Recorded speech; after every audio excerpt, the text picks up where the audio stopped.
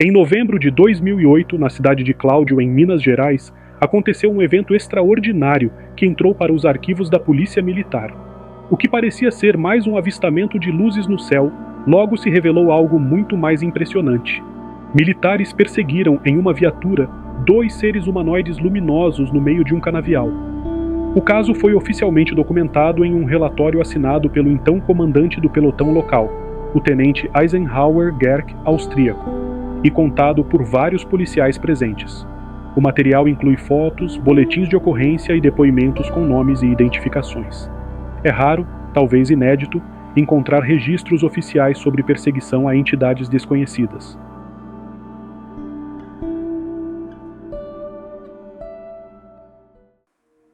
Este relato é tão detalhado que chega a mencionar fenômenos como apagões de energia, falha nos sistemas elétricos da viatura, efeitos físicos em quem esteve presente e um misterioso efeito chamado de missing time, em que o tempo percebido passou de cerca de 40 minutos para mais de 2 horas. Nas próximas partes, vamos explorar a sequência dos eventos, os relatos dos policiais, os fenômenos observados e as possíveis explicações. Além do que, o relatório menciona sobre supressão de evidências pela aeronáutica. O documento que trouxe esse caso à tona não é um boato nem uma carta anônima. Trata-se de um relatório oficial da Polícia Militar de Minas Gerais, com 4 páginas detalhadas, emitido em 8 de dezembro de 2008. O assunto descrito no cabeçalho é direto e surpreendente. Fenômeno observado no céu da cidade de Cláudio e perseguição a 2 seres estranhos vistos no canavial da cidade. Entre os nomes envolvidos estão o comandante Eisenhower austríaco e vários outros militares, sargentos, cabos e soldados que testemunharam ou participaram da ocorrência. O que eles relataram, no entanto, vai muito além de simples luzes no céu. Segundo o documento, os militares se depararam com 2 seres de aparência incomum que foram perseguidos por uma viatura oficial por cerca de 20 quilômetros por entre a plantação de cana-de-açúcar. O mais curioso é que os seres pareciam deslizar por entre as canas, como se não tocassem o chão. Durante a perseguição, fenômenos estranhos começaram a acontecer. A percepção de tempo dos envolvidos foi completamente alterada. Aquilo que parecia ter durado menos de 1 hora acabou sendo contabilizado como um período de mais de 3 horas. Quando os militares retornaram à delegacia, estavam confusos, exaustos e com dores de cabeça, sinais que, para muitos estudiosos do fenômeno OVNI, são indícios comuns de exposição a eventos de alta estranheza.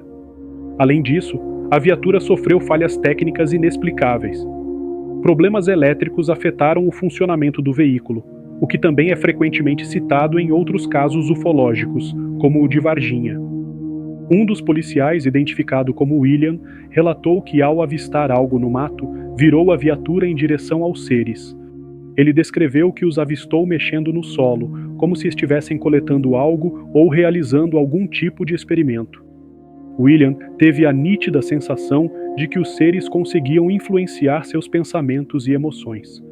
Segundo suas palavras, pareciam controlar o que pensávamos, como se estivessem à frente em termos de estratégia e capacidade mental. Esses detalhes, por si só, já colocam o caso Cláudio como um dos mais impressionantes episódios de contato imediato registrados oficialmente no Brasil. Mas a história ainda não termina aqui. Apesar da riqueza de detalhes e da seriedade do documento oficial da Polícia Militar, o caso de Cláudio parece ter sido abafado antes mesmo de alcançar o conhecimento público. E é aqui que tudo fica ainda mais misterioso. O cabo Rabelo, um dos militares envolvidos, foi responsável por fotografar as luzes e, possivelmente, os seres avistados naquela noite. As imagens estavam armazenadas em um cartão de memória de sua câmera digital. Sabendo disso, a Força Aérea Brasileira teria sido acionada e, segundo relatos, enviado uma equipe até Cláudio. Os agentes da aeronáutica pediram o cartão com as imagens sob o pretexto de fazer cópias. No entanto, ao devolvê-lo, todas as fotos haviam sido apagadas. Não apenas as evidências do fenômeno foram eliminadas, mas também fotos pessoais de Rabelo e sua família. A única explicação que os militares da aeronáutica teriam dado foi curta e definitiva. O que você viu foi fogo fato, e ponto final. A justificativa não convenceu os envolvidos, nem os civis que também testemunharam o ocorrido. Moradores do bairro Formiguinha relataram avistamentos de luzes e até encontros próximos com entidades misteriosas. Uma senhora, por exemplo, afirmou ter visto um ser do lado de fora de sua casa. Esses relatos, no entanto, não constam no relatório oficial divulgado, o que levanta a suspeita de que existam outros documentos não revelados ao público. É importante destacar que, após o episódio, muitos dos policiais envolvidos apresentaram sinais físicos e psicológicos incomuns. Relataram cansaço extremo, sono constante, dores no corpo e até sensações de levitação. Alguns deixaram a ativa pouco tempo depois e foram para a reserva. Outros faleceram com o passar dos anos, sem nunca se pronunciarem publicamente sobre os detalhes mais sensíveis da ocorrência. Esse silêncio institucional e os indícios de supressão deliberada de provas levantam questões importantes. O que realmente foi visto naquela noite? Por que a aeronáutica interveio? E o mais inquietante, o que mais está sendo escondido da população? Na próxima parte, vamos comparar o caso Cláudio com outros eventos ufológicos famosos no Brasil, como o caso Varginha, e entender por que esse episódio mineiro pode ser ainda mais importante. Quando se fala em ufologia no Brasil, o caso Varginha costuma ser o mais lembrado. Ocorrido em 1996, ele ganhou notoriedade internacional com relatos de criaturas capturadas, presença militar intensa e até supostos corpos extraterrestres. Mas o caso de Cláudio, ocorrido em 2008, levanta uma questão cada vez mais presente entre os estudiosos do fenômeno. Será que estamos diante de um caso ainda mais relevante? Enquanto o caso Varginha é repleto de testemunhos civis e especulações, o caso Cláudio tem um diferencial poderoso. Ele está documentado oficialmente por uma instituição estatal. O relatório da Polícia Militar detalha com precisão os eventos, os nomes dos envolvidos, as datas e até o horário aproximado da perseguição aos seres. Isso, por si só, torna o caso único em todo o cenário ufológico nacional. Outro ponto marcante é o grau de interação. Em Cláudio, não estamos falando apenas de luzes distantes ou boatos.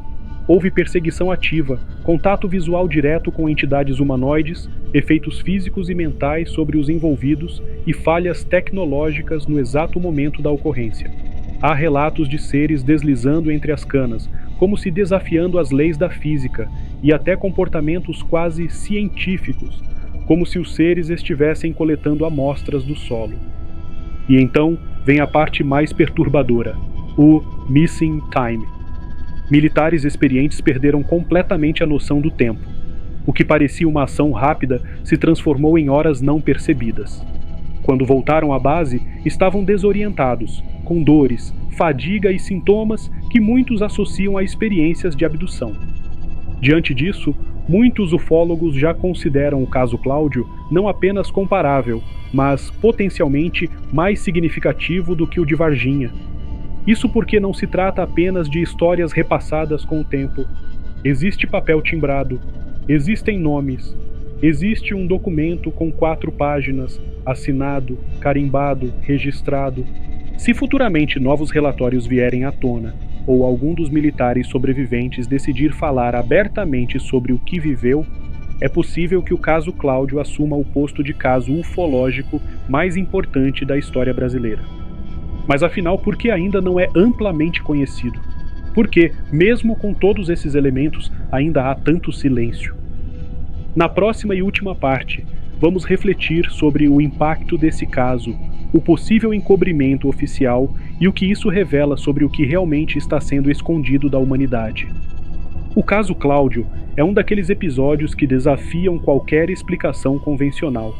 Envolvendo militares, um documento oficial, relatos de contato com seres desconhecidos e evidências apagadas por agentes da aeronáutica, ele reúne praticamente todos os elementos de um evento ufológico de alta estranheza, e ainda assim permanece fora do conhecimento da maioria das pessoas. Isso levanta uma pergunta inevitável: por que um caso tão sério, com registro institucional, não é amplamente divulgado pela mídia ou estudado com o devido rigor? A resposta parece apontar para algo que muitos já suspeitam. O silêncio pode não ser uma falha, mas sim uma decisão, uma estratégia. A supressão das fotos, a negativa de existência de novos relatórios, a recomendação para esquecer o que foi visto, tudo isso segue um padrão.